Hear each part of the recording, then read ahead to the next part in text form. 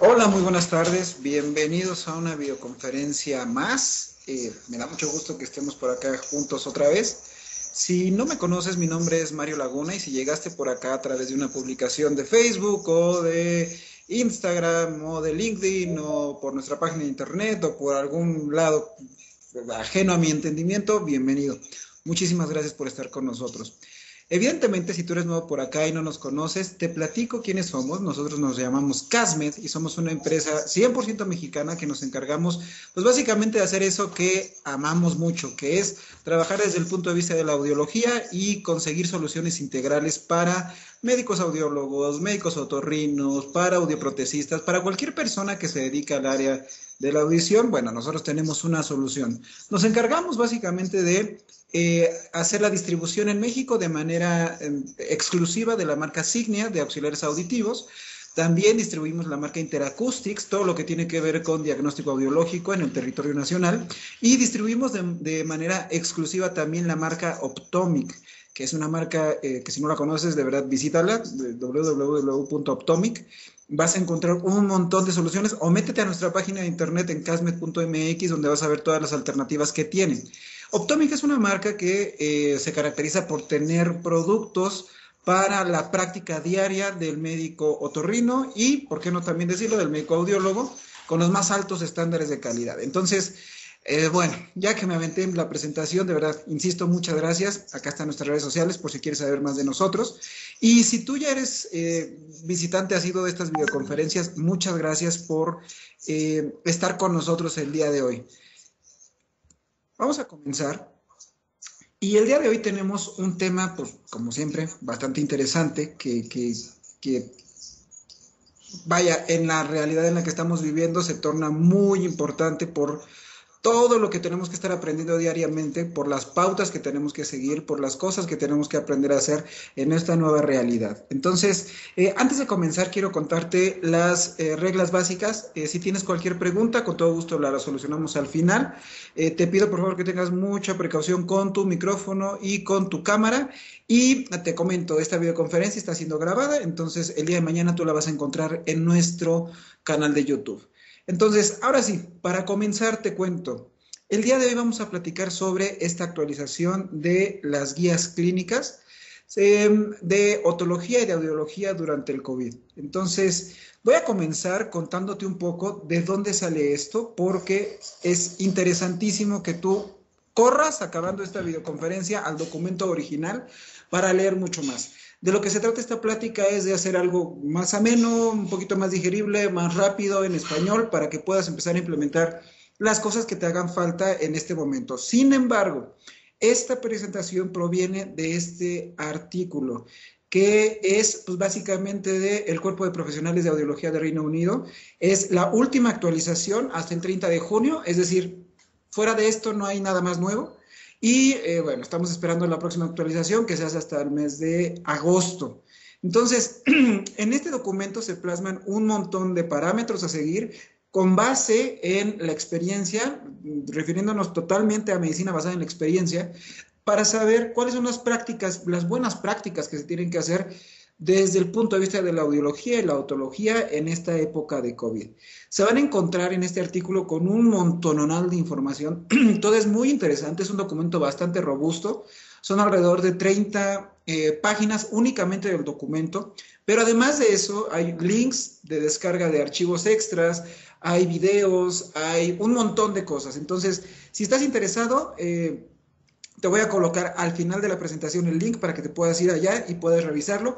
Y si quieres tú el artículo, con todo gusto también te lo proporciono al final de esta videoconferencia. Entonces, vamos a empezar a platicar de lo particular hacia lo general, es decir, de cómo estamos acá en México, qué es lo que está pasando.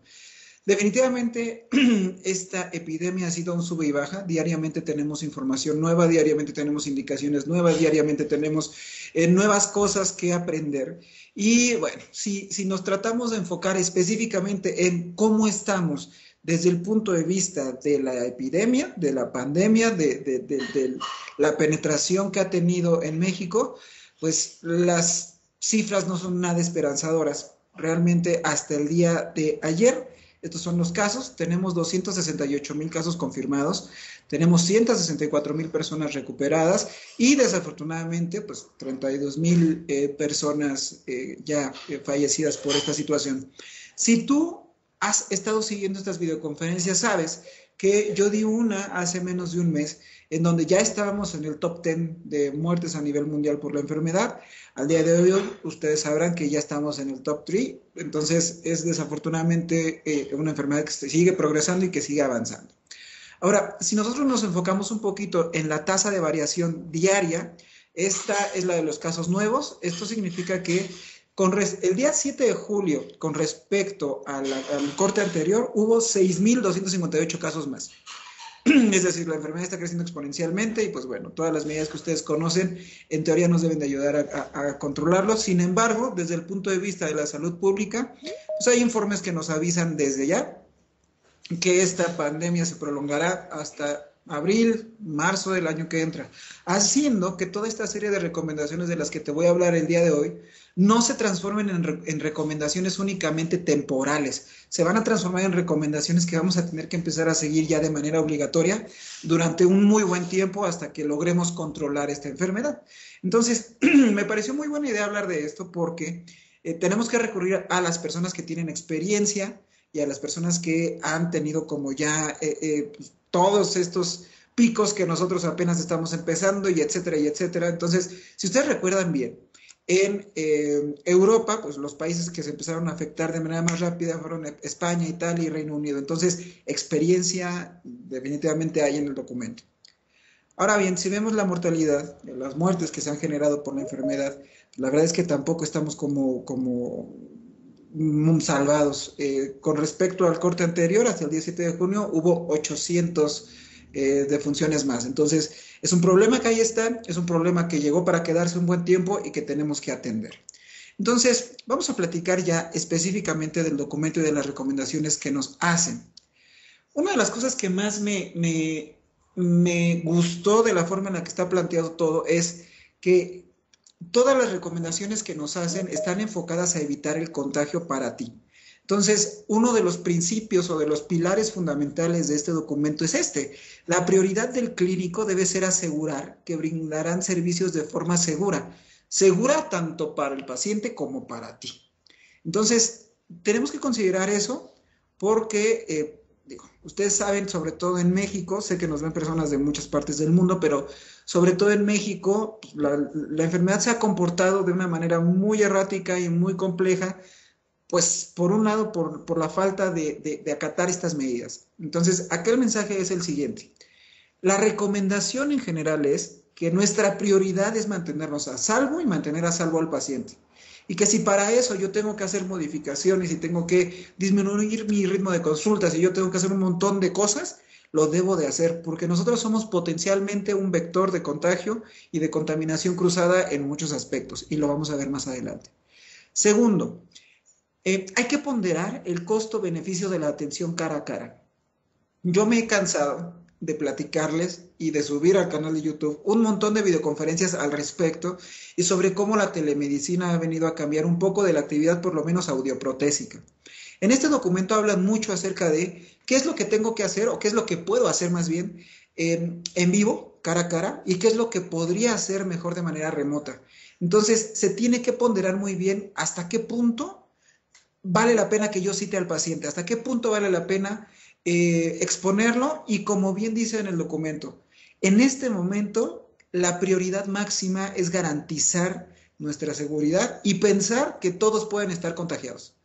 Acuérdense de la otra videoconferencia que les platiqué acerca de lo que pasa con los asintomáticos. Entonces, tenemos que tener muy en cuenta eso. ¿Realmente vale la pena citar al paciente en el consultorio o no?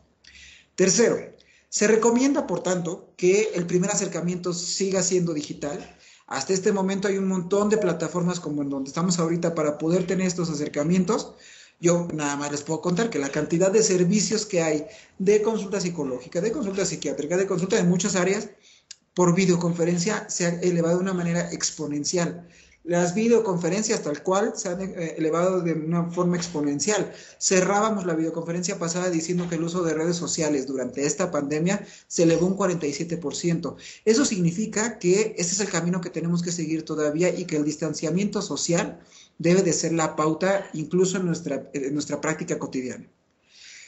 Una cosa de la que casi no se habla y que aquí se hace mucho énfasis es que las medidas de triage son totalmente necesarias y nos plantean un escenario muy interesante de cómo tomar decisiones, del cual también te lo voy a platicar. Número 5, se debe de tener claro las indicaciones del equipo de protección personal.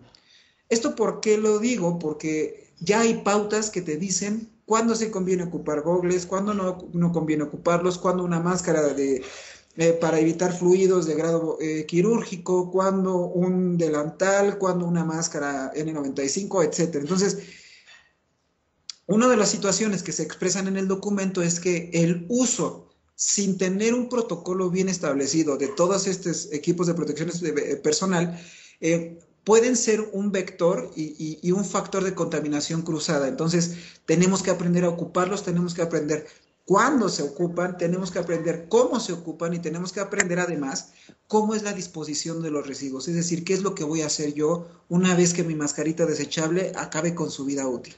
Entonces, básicamente esas son las consideraciones generales del documento y algo que me gustó mucho también es que lo centran en 3 pilares específicos. En cuáles son las actividades que yo tengo que hacer antes de la consulta, cuáles son las actividades que yo tendría que hacer si decido que la persona va a llegar a mi gabinete a una consulta, ya sea por adaptación de auxiliares auditivos, ya sea porque voy a hacer seguimiento de sus auxiliares o porque voy a hacer pruebas audiológicas propiamente dichas, etcétera, etcétera, etcétera, ¿sí? Todas las consideraciones que tengo que tener acá y también le brindan un pequeño apartado a lo que pasa en la consulta a domicilio que, nos guste o no, es una realidad que tenemos que implementar si queremos, y voy a decirlo con todas sus palabras, sobrevivir en ocasiones en nuestro sector. Entonces, desde el punto de vista de la preconsulta, nos habla el documento acerca de las medidas de triage, que si tú no eres médico y no estás familiarizado con el tema, triage es simplemente un descarte, es una manera de clasificar a los pacientes para tomar decisiones después. Además, nos hablan acerca de un diagrama bien interesante de tomas de decisiones, porque a veces tengo que de verdad valorar si vale la pena que el paciente, insisto, llegue a mi consultorio o hay maneras alternativas de resolver su problemática. Respecto a las consultas de gabinete, se hacen un apartado sobre los procesos internos, es decir, todo lo que yo debería de tener en el interior de mi consultorio, todos los requerimientos mínimos indispensables para poder garantizar la seguridad tanto de mi personal y del paciente, siendo muy congruentes con la filosofía del documento, que insisto es nuestra prioridad en este momento debe ser garantizar nuestra seguridad y la seguridad de otros a través de evitar el contagio por no tener cuidado, ¿sí? La contaminación cruzada. Y además nos habla de la disposición de desechos. Y básicamente nos habla de lo mismo en la consulta a domicilio. Entonces, ese es el orden lógico que vamos a seguir. Hablando específicamente de lo que se debe de hacer en la preconsulta. Me llama mucho la atención porque varias de las cosas que se mencionan en este documento son, pues básicamente de sentido común, pero son de estas cosas que a veces necesitamos que nos las digan para decir, claro, es una muy, muy buena idea. Entonces, uno de los puntos importantísimos que notamos cuando leemos el documento es que dan mucho peso a, si no vale la pena que el paciente llegue contigo, mejor atiéndelo por otros medios. Entonces, desde el punto de vista de la preconsulta, lo primero que nos dicen es, no debemos desestimar la realización de triage telefónico. Es decir, en este momento está perfectamente justificado hacer una pequeña entrevista y de hecho lo marcan como una pauta de acción para pues evitar justamente que un probable paciente con algún síntoma llegue con nosotros y podamos generar contaminación, porque además tenemos que considerar lo siguiente, y hasta en eso se detiene el documento. No es nada más el tema de que llegue a tu punto de venta o a tu gabinete o a tu consultorio, es que si es una persona que probablemente tenga algún síntoma y demás, nosotros podríamos detectarlos como prestadores de servicios de salud y darle la consejería necesaria para que no haga contagiadero en el camino, ¿me explico? Entonces, una de las primeras ideas que nos da este documento es, hagamos un triaje telefónico. Y es a través de estas 5 preguntas básicas que son las que nos exponen y que engloban muy bien lo que significa tener la enfermedad. Entonces, nos piden que hagamos estas preguntas. Si él o algún familiar padece ya declarado coronavirus, si tiene tos recurrente, que es uno de los datos de alarma, recuerden que es tos seca, si en los últimos días ha tenido temperatura igual o superior a 37.8 grados. En el caso de esta guía, que es británica, marcan 37.8 grados, sin embargo, en otras guías marcan 37.5 como el estándar para saber si hay o no hay riesgo. Además, algo importante, ¿alguien en su casa ha tenido alguno de estos síntomas? Porque muy probablemente nos estemos encontrando con un paciente que es asintomático. Entonces, esta pregunta nos ayuda a descartar eso. Y además, ¿usted o alguien en su casa ha tenido disminución o pérdida del gusto y o el olfato? Acá me detengo porque se ha vuelto un tema muy recurrente el de la pérdida del olfato y ya hay investigaciones que permiten más o menos determinar que esto tiene que ver con la vía de entrada del virus.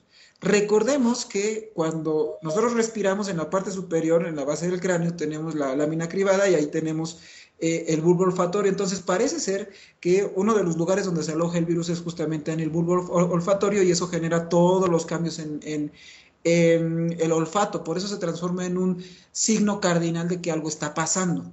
Entonces, yo sé que puede parecer como agresivo que si alguien me habla y me pide una consulta, yo le llegue con estas preguntas. Pero analizándolo desde el punto de vista de mi seguridad, me parece bastante correcto. Y también, no necesariamente la llamada debe de enfocarse en esto. Esta llamada nos puede servir no nada más para hacer el triaje telefónico y saber si hay algún factor de riesgo, sino que también nos puede ayudar a saber específicamente qué es lo que el paciente necesita. ¿Y por qué te sirve saber qué es lo que el paciente necesita de manera específica? Porque no va a ser lo mismo la programación de citas que tú vas a hacer si esta persona únicamente quiere baterías, o si esta persona quiere una adaptación nueva, o si esta persona quiere el seguimiento, o si quiere algún estudio de gabinete, etcétera, etcétera, etcétera. Entonces, la recomendación en general es transformar esta llamada en un puente de comunicación en donde el motivo principal, y esto te lo digo yo desde el punto de vista comercial, sea justamente ver cuáles son las necesidades del paciente para hacerlo sentir cómodo y después llegar con el triaje telefónico, hacer las preguntas clave para saber si hay algún riesgo o no. Nos dice la guía, con que haya una sola respuesta afirmativa, no te expongas. Con que haya una sola respuesta afirmativa, repito, lo ideal sería dar atención remota en la medida de lo posible. Y esto tiene que ver, insisto, con tu seguridad, la seguridad del paciente y la seguridad de todo el mundo en general. ¿Por qué? Porque si hace salir de su casa a alguien que tal vez tenga algún síntoma, pues evidentemente estamos poniendo en riesgo a la comunidad, ¿de acuerdo? Entonces, insisto, si de este triaje telefónico hay alguna respuesta afirmativa, yo debo de posponer la visita face to face hasta que sea seguro volverla a tener. ¿Cuándo? No lo sabemos realmente. Una vez que yo ya hice este triaje y entonces yo ya pude medio entender la realidad del paciente en ese momento, llegó la hora de tomar decisiones. Y aquí es el punto en donde realmente nos detenemos y en donde realmente debemos de valorar, así tal cual, si vale la pena o no que el paciente llegue. Entonces, este diagrama de flujo lo van a encontrar en el artículo, pero básicamente hay 2 preguntas. ¿El paciente tiene síntomas? ¿Sí? La realidad es que acá hay un error, uno debe decir que no y otro debe decir que sí, ¿sí? Este es sí. Si el paciente sí tiene síntomas, lo siguiente que me tengo que preguntar ¿es posible dar soporte remoto? Es decir, lo que quiere mi paciente se puede solucionar a través de alguna plataforma, ya sea Telecare, porque tengo que hacer ajuste remoto, o una videollamada, o un chat, etcétera, etcétera, etcétera. Si sí lo puedo hacer, la recomendación ya de entrada es, todo debe de ser virtual. Si no es posible dar soporte remoto porque tal vez el paciente requiere un procedimiento, tal vez el paciente requiere reprogramación de sus audífonos y tú no los metiste a Telecare o manejas alguna otra marca de audífonos que no es compatible o requiere un estudio de gabinete, lo primero que tengo que hacer es, si sí tiene síntomas y no es posible hacerlo de vía remota, tengo que recordarle al paciente en qué momento estamos, ¿sí? Que por lo menos en México todavía estamos en un momento muy complejo, muy, muy complejo. Entonces, tengo que motivar a mi paciente a que entienda la realidad y que en ese momento, pues, no podemos atenderlo y debo registrar todos estos detalles y reagendar la cita cuando sea seguro. Ojo en este punto, tengo que registrar los detalles. ¿Por qué? Porque en esa primera llamada yo ya detecté que este paciente tiene síntomas. Entonces, si yo no llevo un registro de las llamadas que voy haciendo, es muy probable que el paciente que ya me dijo que sí tiene síntomas, me llame 2 semanas después y me diga que no. Recordemos que la recomendación general es que por lo menos deben de pasar 21 días después del inicio de los síntomas para que el paciente disminuya mucho la tasa de contagio. Entonces, es importante y es un punto en donde hace mucho énfasis el documento en que debo de registrar cada llamada que haga con algún prospecto para sobre eso poder tomar decisiones en el futuro. Ahora bien, ¿qué pasa si el paciente, aquí cámbienlo por un no, no tiene síntomas? Insisto, la primera pregunta es, no tiene síntomas, aparentemente está saludable, pero tenemos que recordar a los asintomáticos. Entonces, pensando en eso es, no tiene síntomas, pero ¿es posible dar soporte remoto a lo que quiera? Si la respuesta es sí, entonces el paciente debe de agendar una cita virtual. Siempre, y es el pilar en este momento de la atención audiológica que tenemos que tomar en cuenta. Segundo, el paciente no es posible darle soporte remoto por las razones que ustedes quieran y es asintomático, no tiene ningún síntoma. Ojo que no estoy ocupando el término saludable porque en este momento tenemos que dudar de todos. Luego entonces diremos asintomático a partir de este momento. El paciente es asintomático, ok. El requerimiento que tiene el paciente es prioritario en este momento, es decir, no hay ninguna manera en la que yo le pueda dar la vuelta. Pues si sí es prioritario, ok, siguiente pregunta. ¿Es operacionalmente factible la consulta? Es decir, ¿tengo yo las condiciones ya necesarias en mi gabinete para recibir a los pacientes? Ok, si la respuesta es sí. La tercera pregunta, ¿el paciente puede salir? ¿Y a qué me refiero con esto? A que, como ustedes saben, hay personas de alto riesgo y tal vez, como en el caso de muchos de nuestro target, que son adultos mayores, en algunos países, pues evidentemente hay personas hay legislaciones que no permiten salir a personas de cierta edad. Entonces, pero bueno, supongamos que todo es positivo, entonces solamente ahí yo pondría agendar la consulta con los controles sanitarios pertinentes de los que te voy a hablar más adelante. O sea, con todas las medidas que debes de tomar en cuenta. Pero ¿qué pasaría si no? Si la respuesta a cualquiera de estas preguntas es no, yo ya cambio completamente mi forma de proceder. Si el requerimiento no es prioritario en este momento, vamos a suponer que el paciente lo que quiere son baterías. Pues esas baterías yo se las puedo enviar, tal vez con un sobreprecio, no importa. O vamos a suponer que es porque tiene dudas sobre el auxiliar auditivo. Eso no es prioritario. Eso significa que el paciente, pues bueno, tiene dudas que lo puedo resolver de alguna otra manera. Si no es prioritario, tengo que reagendar forzosamente, registrar los detalles y reagendar. Ahora, si operacionalmente todavía no es factible la consulta, es decir, si todavía no tengo las condiciones necesarias para dar la consulta como tal, entonces tengo que hacer otra pregunta. ¿El paciente se encuentra aislado? Es decir, ¿tiene algún impedimento que le permita salir como la edad, etcétera, etcétera? Ok, si la respuesta es no, entonces, ¿cuento con servicio a domicilio? Yo, Mario Laguna, ¿cuento con servicio a domicilio? Si la respuesta es que sí, bueno, entonces voy a agendar una consulta domiciliaria. Por el otro lado, si es todo lo contrario, yo tengo que registrar los detalles y reagendar la cita cuando sea seguro. Este algoritmo me pareció bastante inteligente porque son poquitas preguntas las que nos tenemos que hacer y te ayuda a tomar decisiones de una manera muy rápida. Porque al final acá se ponen dos situaciones. Por un lado, el tema de el contagio, la contaminación cruzada, pero también el tema económico. Entendemos evidentemente que muchos de nosotros requerimos sí o sí trabajar, sí o sí ver pacientes. Entonces, esto es únicamente un modelo que te va a permitir a ti poder tomar decisiones un poquito más informado y tal vez repensar un poco tu estrategia, incluso hasta comercial. ¿Por qué? Porque en todas las ramas de la medicina que se están trabajando a través de la teleasistencia, se sigue cobrando por las asesorías a distancia, ¿eh? O sea, si el psicólogo, si el psiquiatra, si el médico general y demás, la gente está cobrando por sus servicios a distancia. ¿Por qué no replantearnos la idea de que podemos hacer citas a distancia y cobrar? Porque al final es un servicio el que vamos a estar dando. Entonces, Te lo dejo aquí, de todos modos viene en el documento, viene en inglés, evidentemente, esto es una adaptación, pero tómalo en cuenta porque vale mucho la pena para tu práctica diaria. Ahora bien, según el documento, estos son los servicios que se podrían dar a distancia, con base en su experiencia, evidentemente. Por un lado, el screening auditivo.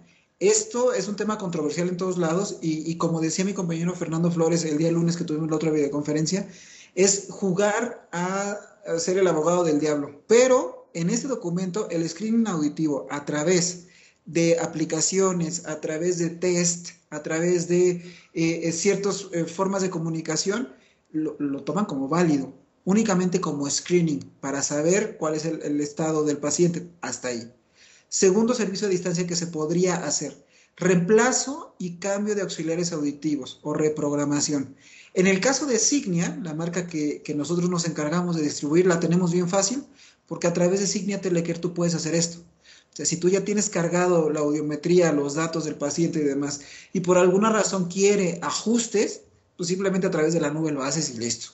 O si quiere cambiar los audífonos, tú ya tienes la audiometría, tú ya tienes todo, pues puedes hacer una preprogramación en tu gabinete, en este caso con nosotros, le llegan directo los audífonos al paciente y bueno, se hace el ajuste a través de Telecare. Entonces, es una de las realidades que ya están, ¿sí? Reemplazo y cambio de auxiliares auditivos. Ajustes de auxiliares auditivos, pues evidentemente por lo mismo, insisto, con Signia lo tienes muy sencillo. Entrega y recolección de reparaciones. No hay necesidad, con un poco de creatividad, de que el paciente salga de su casa y te lleve los equipos para reparación. Tal vez se pueden enviar directo contigo si tú eres quien los repara o con tu proveedor si es que es quien te los repara. Y es una de las recomendaciones que se hace. Y algo interesante, otro servicio a distancia que se recomienda es la anamnesis sobre pérdidas súbitas. Si hay algún paciente con pérdida o con hipoacusia súbita, perdón, está totalmente recomendado que todo el anamnesis y todo lo que tienes que hacer se haga a distancia para poder acortar el tiempo en el momento en el que está contigo en el consultorio. De hecho, vamos a ver más adelante que la anamnesis en general está recomendada que se haga a distancia, ¿eh? O sea, si tú agendas una cita con el paciente, está perfectamente bien, si te lo permite la pérdida auditiva del paciente, por supuesto, o el estado del paciente, pues que hagas tú todo el interrogatorio desde antes. ¿Por qué? Porque lo que vamos a evitar es que en el momento de la consulta hablemos mucho. Acuérdense que el medio de contagio más rápido, de transmisión más rápido del virus, es a través de las gotas que nosotros aventamos cuando hablamos. Entonces, ojo ahí, porque es un muy buen consejo que hagas todos tus anamnesis antes de la visita, ¿sí? Yo nada más como una recomendación o como un consejo te podría sugerir lo siguiente. Si tú ya tienes una persona que está interesada para que sea de primera vez, para lo que sea, pues ¿por qué no le haces una cita virtual primero, 20 minutos, en donde haces todo el interrogatorio, le explicas justamente por qué es que el interrogatorio lo estás haciendo así y posteriormente cuando llega a tu consultorio te dedicas únicamente a hacer los procedimientos. Es una manera muy eficiente de reducir el contagio, es una manera muy inteligente de reducir el riesgo para ti y para el paciente. Ahora bien, las consideraciones para agendar una cita. Ya que tú hiciste todo tu proceso mental y decidiste que sí vas a citar al paciente, porque sí vale la pena que el paciente llegue contigo por las razones que tú quieras, después de haber tomado la decisión, hay cosas interesantes que, insisto, parecerían de sentido común, pero nos las tienen que decir a veces para que digamos, ok, tiene toda la razón. Punto número 1. Tenemos que evitar agendar citas en horas de mucho tránsito, porque son las horas en donde todos los medios de transporte están saturados y el riesgo de que el paciente se contagie es superior. Segundo, tenemos que sugerir el uso de vehículo personal. Esta es una pauta que están llevando muchos laboratorios, por ejemplo, acá en México, en donde, bueno, si puedes viajar en tu carro, te atienden directamente en tu carro y con eso disminuimos que entres, que salgas y que vayas, que seas un factor para contaminación cruzada. Tercero, dar intervalos largos entre paciente y paciente. En realidad, analizando el documento, no hay una pauta específica de tiempo determinada, pero sí te dicen lo siguiente: el tiempo que tú vas a poner entre un paciente y el otro debe ser o debe ir de la mano con el tiempo que te tardas en sanitizar el espacio donde vas a atender a ese paciente. ¿Me explico? Entonces, tal vez si tu consultorio, tu gabinete es muy pequeño, pues te tardes 30 minutos en sanitizarlo, pero si es muy grande, te tardes una hora. Entonces, esto va a marcar la pauta de cuánto tiempo vas a tú pasar entre paciente y paciente. 4. planificar las consultas con base en el requerimiento, y es justamente lo que te digo. En tu primera llamada tú vas a poder saber si son consumibles, si son ajustes, si es una primera vez, y lo decíamos en la videoconferencia pasada también. La teleasistencia nos permite que, pues bueno, si son ajustes, pues ya todos los ajustes los puedas agendar vía remota y te quitas de inconvenientes. O tal vez citar a todos los pacientes que son por consumibles porque sabes que te van a quitar menos tiempo, o que los puedes atender en un lugar independiente de donde tú estás atendiendo al público en general que quiere tener atención audioprotésica o de audiología. Es decir, es vital realmente que tú conozcas para qué va a ir el paciente ya desde antes. Está por demás decirte que en estos momentos es un error muy grande recibir pacientes sin cita. Eso es una consideración que tenemos que tomar en cuenta, porque si con todas las medidas que tomamos, con el triaje telefónico, con la toma de decisiones, con planificar las visitas y demás, hay riesgo alto de contagio. Ahora, cuando nosotros recibimos a un paciente con todo y que le midan la temperatura, con todo y que hagan todo lo que ustedes ya saben, hay un riesgo interesante y hay un riesgo importante. Entonces, ojo con eso. Hay que establecer una pauta de limpieza obligatoria entre pacientes. Te repito que esto va muy de la mano con el intervalo que le vas a dar a cada cita. Capacitarse sobre el uso y las indicaciones del equipo de protección personal. Por lo siguiente, una de las cosas que se vieron fue que el uso indiscriminado de todas estas cuestiones de limpieza, de protección, como son guantes, como son mascarillas, como son los overoles, como son lo que sea, si no estamos bien capacitados en el uso, en el desecho, y etcétera, etcétera, etcétera, pasan dos cosas. O no los sé ocupar, y luego entonces mis guantes, no sé, que me los tengo que cambiar entre paciente y paciente, ya se transforman en un vector de contaminación cruzada.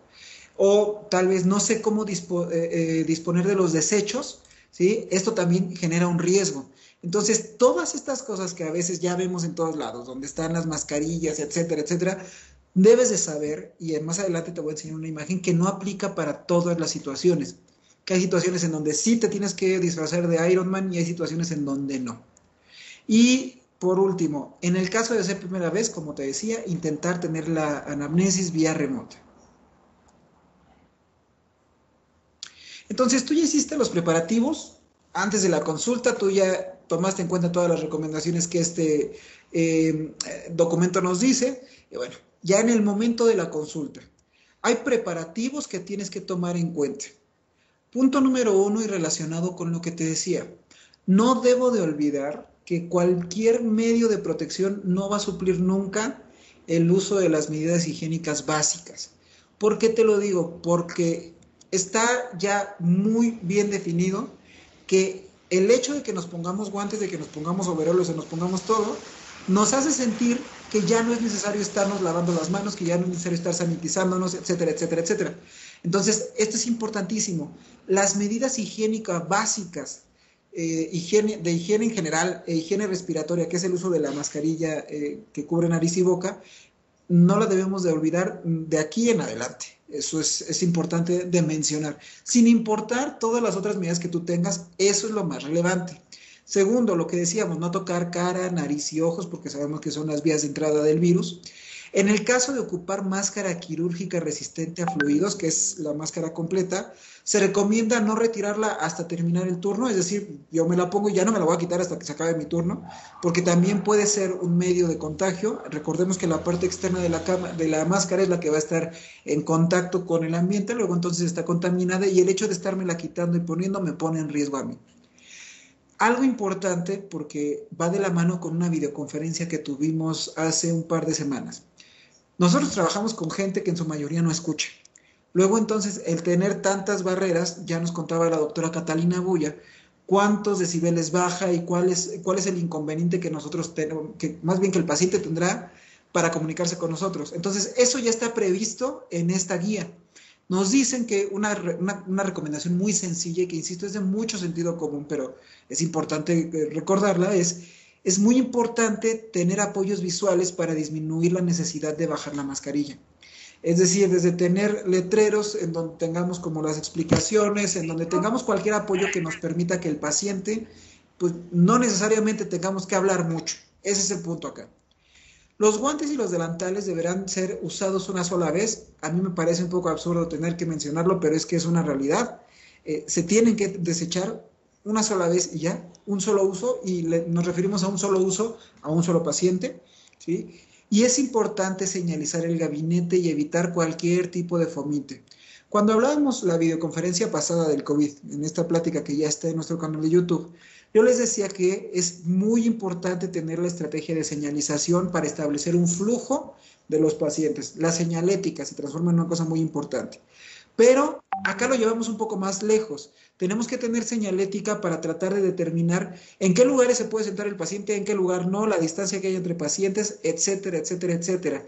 Y algo muy interesante, y que es propio de nuestra industria además, es que en este momento debemos evitar cualquier fomite, como que si le doy un vaso con agua, una tacita de café, las revistas que luego están en la sala de espera, los periódicos, etcétera, etcétera, etcétera. Según esta guía, lo único que podemos ofrecerle a nuestro paciente son botellas de agua desechables que estén sanitizadas por nosotros previamente, pero nada más, ¿sí? Y esta botella de agua es tomada por el paciente y el paciente en cuanto se va se la lleva y él la desecha.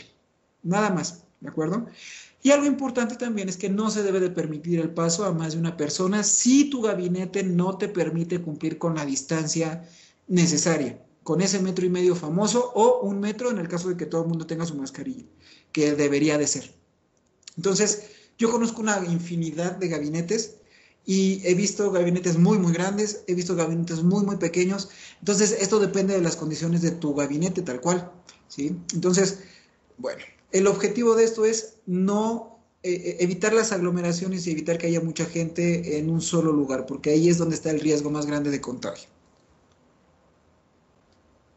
Esto es un ejemplo que te puse en la videoconferencia anterior de señalética, en donde además, pues bueno, es un diagramita que te recomendamos poner en la entrada, perdón, de tu gabinete y donde pongas, pues, cuáles son los pasos a seguir.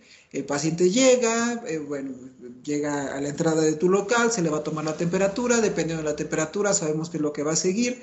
Y pues bueno, todas estas cosas de las que ya te platiqué en la videoconferencia anterior. Pero acá, si lo aterrizamos a tu negocio, basta con que pongas un plano que puedes tú diseñar en PowerPoint o que lo puedes diseñar en Word o en donde tú quieras. No necesitas hacer algo muy sofisticado, en donde indiques cuál es el camino a seguir y qué es lo que va a pasar en cada punto, ¿sí?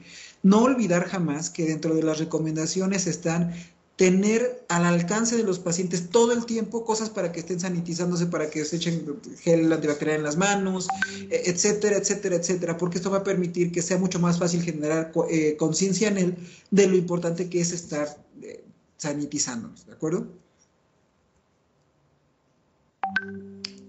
Este cuadrito también viene en el documento. Esta es una adaptación que se hizo, que aquí hice al español, pero que viene allá y que tú lo puedes consultar, que me pareció súper relevante de comentar. ¿Cuándo debo de ocupar yo los diferentes equipos de protección personal? Recordemos lo que les decía hace un momento, que estos equipos de protección personal se transforman, si no lo sabes ocupar bien, en un medio de contaminación cruzada, en donde tú puedes quedarte con el bicho pegado y que entonces vas a ir a cualquier lado y entonces si no tienes las medidas correctas o no lo sabes ocupar, te puedes contagiar tú o puedes ser alguien que funcione como un vector para el virus. Entonces, ojo con la siguiente información. Respecto a la proximidad, aquí son dos situaciones, ¿sí? Dos categorías. La proximidad, la actividad y las medidas que tenemos que ocupar. De entrada, te digo de una vez, independientemente de la situación en la que tú estés, las medidas de higiene básicas como lavarse las manos, como tener nuestra mascarilla que nos tapa la nariz y la boca, son indispensables siempre, no importa lo que tú estés haciendo. Pero hay diferencias dependiendo del procedimiento que estés realizando. Por ejemplo, si tú estás hablando de la proximidad, respetando la sana distancia y estás haciendo actividades como la historia clínica o le estás dando instrucciones al paciente o le estás dando consejería, esta guía en específico te dice no te preocupes, lo único que debe de suceder acá es que tú tienes que tener tu mascarilla y tienes que tener pues, las medidas de higiene básica, lavarte las manos después, desinfectar una vez sanitizar una vez que se vaya el paciente y hasta ahí. Evidentemente pedirle al paciente lo mismo, que tenga su mascarilla y etcétera. No es necesario y no está recomendado lo demás, porque pues en realidad no estamos en riesgo, ¿sí? Además, si tú hiciste ya tu triage, como te lo recomiendan, porque en teoría esto disminuye un montón el riesgo de contagio. Pero ¿qué pasa cuando tú ya estás haciendo procedimientos cercanos al paciente? Acá hay dos situaciones. Hay procedimientos cercanos de bajo riesgo y hay procedimientos cercanos de alto riesgo, ¿sí? Cuando hablamos de bajo riesgo, hablamos de cualquier procedimiento audiológico en donde yo no le tenga que introducir nada en los oídos al paciente, a excepción de la otoscopia, y ahorita llego a ese punto. Pero cuando hablamos de una situación de bajo riesgo, de salpicaduras, goteo, ya sea de sangre o de fluidos, estas son las recomendaciones, las medidas de higiene básicas, siempre, siempre, siempre. Los guantes son opcionales e insisto, no hay evidencia que confirme en este momento que para este caso en específico, cuando estás haciendo cualquier procedimiento audiológico, por ejemplo, una audiometría, un REM, etcétera, etcétera, no hay ninguna evidencia que te indique que nos va a servir o no. Al contrario, el uso de guantes en estos procedimientos, pues a veces resulta contraproducente por la contaminación cruzada. Del mismo modo, los delantales son opcionales. La mascarilla resistente a fluidos de grado quirúrgico aquí no es necesario porque no estamos poniendo no hay ningún riesgo de que se generen aerosoles que nos puedan afectar. Y tercero, la protección ocular también es totalmente opcional. Hay dos casos únicamente en donde sí tenemos que tener todas las medidas completas. El primero, cuando hacemos algún procedimiento que sea de alto riesgo. ¿Y cuáles son los procedimientos de alto riesgo para nosotros? Hablando específicamente desde el punto de vista de la audiología y de la audioprótesis. Específicamente, por ejemplo, la remoción de cerumen, ¿sí?, en oídos sin perforación timpánica o con perforaciones secas. Cuando yo ya le meto mano al oído, básicamente, es cuando yo lo considero como un procedimiento, pues, de alto riesgo, ¿sí? Ojo que aquí esta guía, y ahorita lo voy a explicar un poco más adelante, hace mucho énfasis en que yo puedo hacer procedimientos siempre y cuando el paciente no tenga perforación timpánica o en su defecto la perforación pues, sea seca. ¿Por qué?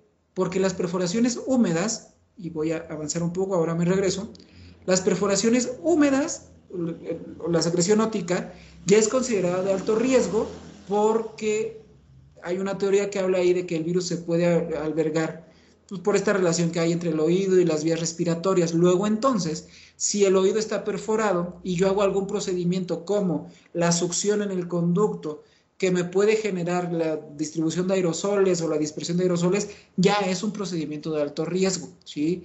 En caso de estos procedimientos, que vamos a suponer que el paciente tiene un tapón de cerumen y yo me doy cuenta que cuando estoy manipulando de manera manual con la pinza y demás, está húmedo el conducto auditivo, está húmedo el oído, la recomendación de esta guía es que el procedimiento debe de ser suspendido en ese momento. Yo ya no le puedo hacer nada más al paciente. Y lo tengo que canalizar con la persona necesaria, que tal vez eres tú, y tienes que darle el tratamiento pertinente, pero lo que tengo que evitar es el contacto con esas secreciones, porque es un vector de contaminación. Entonces, ojo ahí, si el paciente tiene humedad en el conducto, yo debo de básicamente no hacerle nada. Y algunas de las pruebas que tienen más riesgo para nosotros como personal de salud son la extracción de cerumen con aspiración, es una, porque obviamente el hecho de estar aspirando y demás, pues ustedes saben que se presta a la generación de aerosoles por el aire que se maneja y demás. Segundo, las pruebas calóricas, evidentemente por el irrigador, y la timpanometría. Entonces, ojo con eso. Cuando yo tengo una situación de alto riesgo, lo ideal es no escatimar en las medidas preventivas. Entonces, aquí sí me disfrazo de Iron Man. Y la segunda, cuando estoy en el domicilio del paciente, siempre, siempre, siempre, sin importar a lo que yo vaya, bajo el concepto de que yo no puedo controlar el ambiente en el que estoy, yo debo de desconfiar de todo. Luego entonces, para protección mía y protección del paciente, si yo doy alguna visita o algún servicio domiciliario, tengo que tener prácticamente todas las medidas también de protección. Entonces, ojo ahí porque no es lo mismo hacer una audiometría que hacer un procedimiento de extracción de un cuerpo extraño, por ejemplo, en el conducto auditivo. Y las medidas de precaución que voy a ocupar son totalmente diferentes dependiendo del procedimiento que yo haga.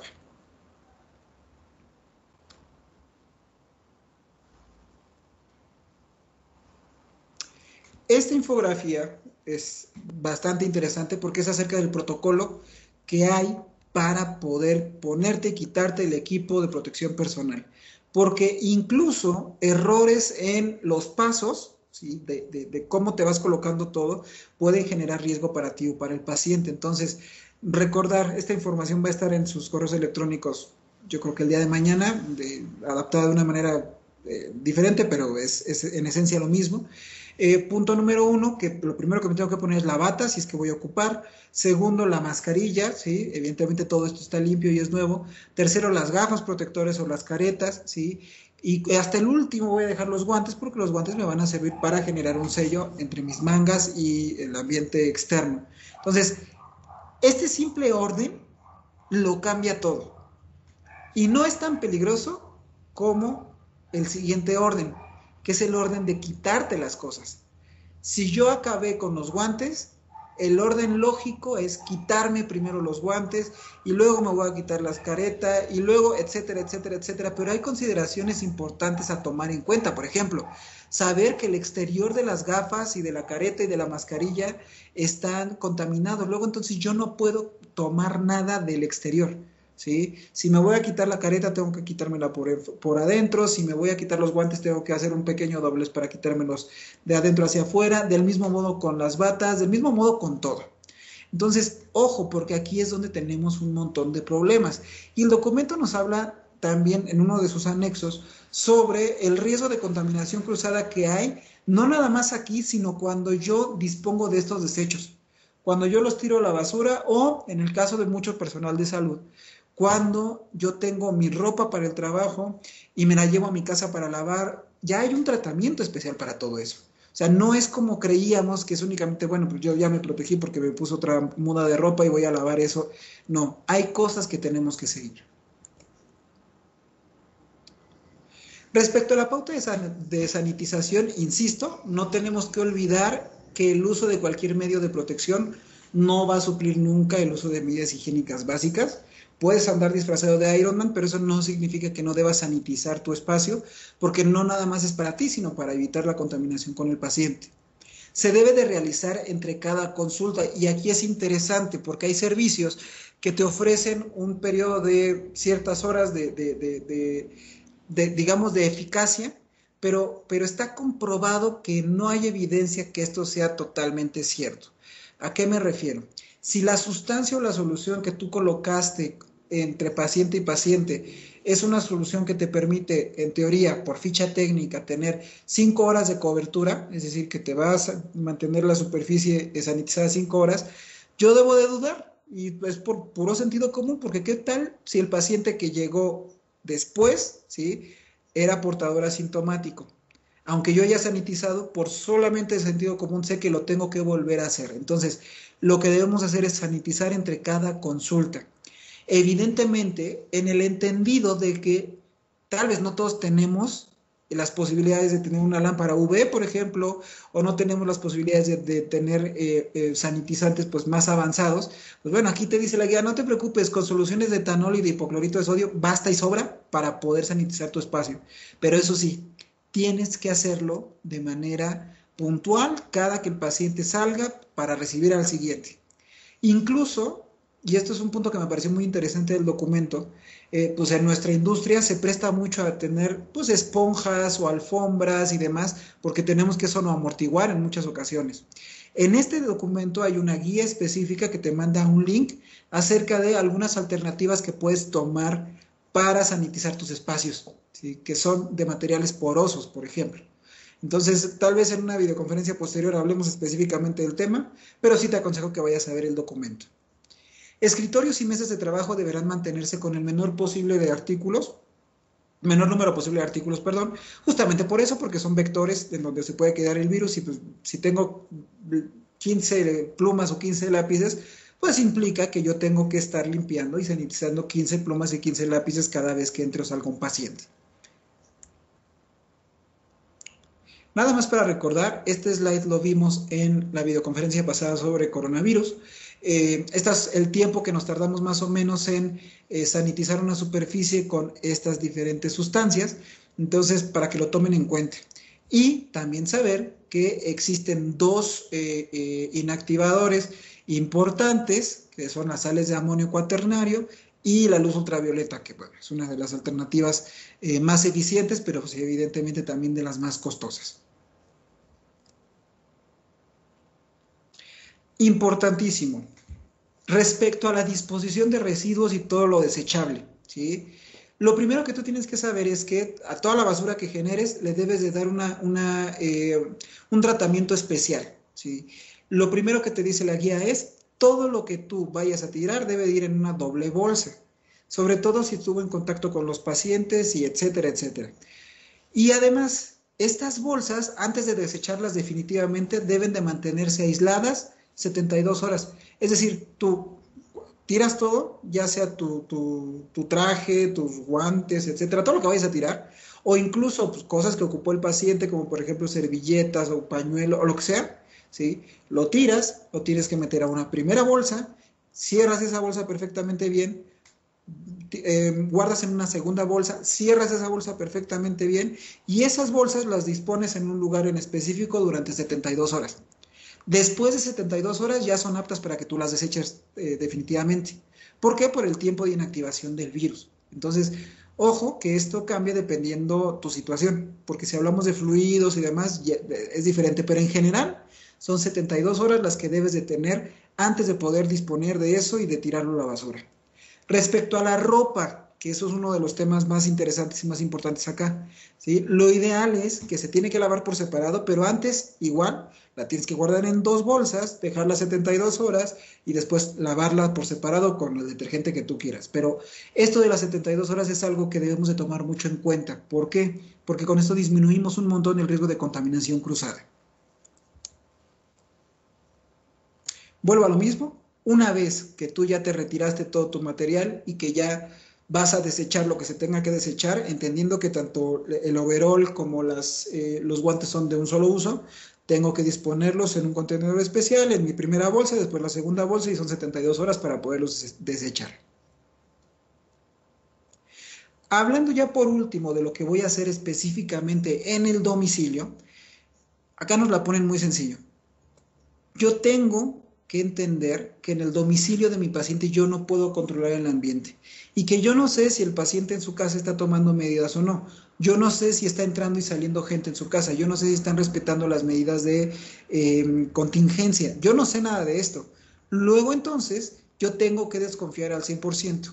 Por lo tanto, lo recomendado es aplicarse los criterios máximos de protección.